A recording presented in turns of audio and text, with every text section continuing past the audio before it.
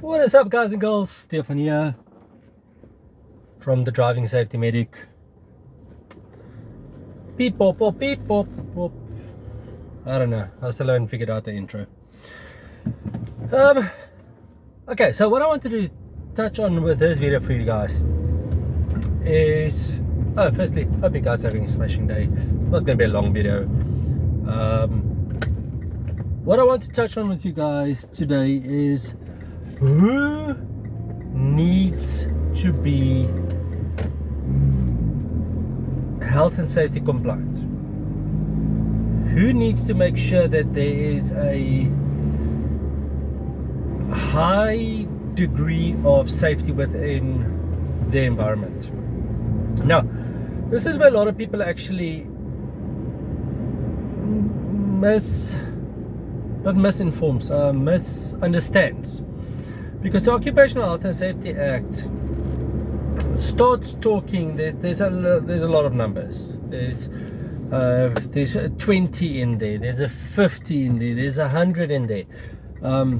If you've got over 5 employees, you need a first aid kit. Over 10, you need a first aider. Over 20, you need a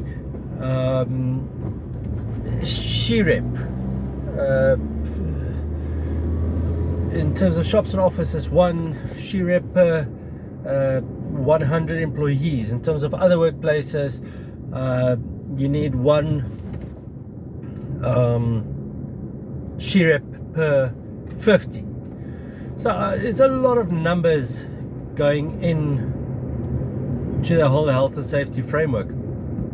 But here's what I need you guys to understand. Okay. In terms of the South African legislation, the law, even self-employed people has got a responsibility, an occupational health and safety responsibility. Now this responsibility, if you go and delve even deeper into the legislation and regulations and stuff, this responsibility for occupational health and safety is not limited to the employee framework.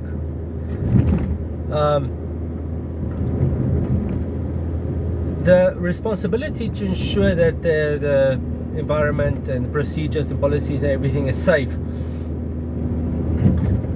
extends to anybody that may be affected by the operations, by what the company does. So if you've got a small business, even if you've got, I don't know, 1 employee aside from yourself, so you 2 people,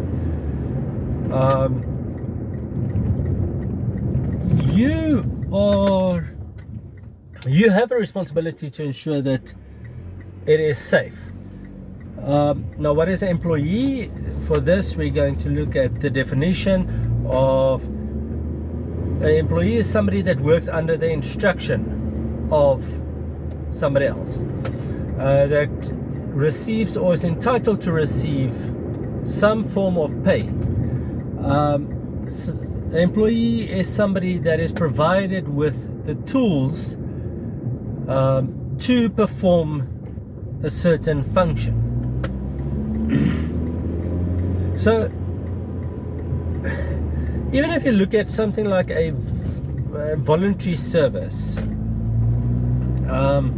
you are into, I don't know, puppy rescue, and after you've rescued the puppies, you guys have got a company vehicle, an organization vehicle, registered as an MPO. You take it to a certain registered MPO address, and you instruct your domestic to wash the basin that you wash the dog in. That means that you are an employee, because no, let's rephrase that. Your domestic becomes then a employee of the MPO. Okay, forget that she's your domestic on the side. She becomes a employee of the MPO, the non-profit organization. So that now means that you've got an employee, and you must then make sure that the safety is in place, health and safety is in place. You've got to provide her with the PPE, you've got to provide her with the training, you've got to provide her with COID registration, you know, for compensation commission registration, all of those type of things. So the point of this whole exercise is, don't think because you've got a small business, you are self-employed or anything to that extent, that you are immune from the occupational health and safety. If something goes wrong, somebody gets hurt or passes away, you still have got that risk now of litigation against yourself.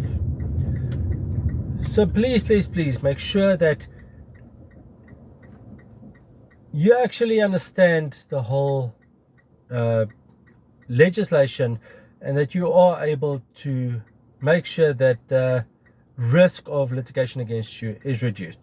If you do need any assistance, please don't hesitate to reach out to a safety person, safety practitioner, safety professional, safety manager,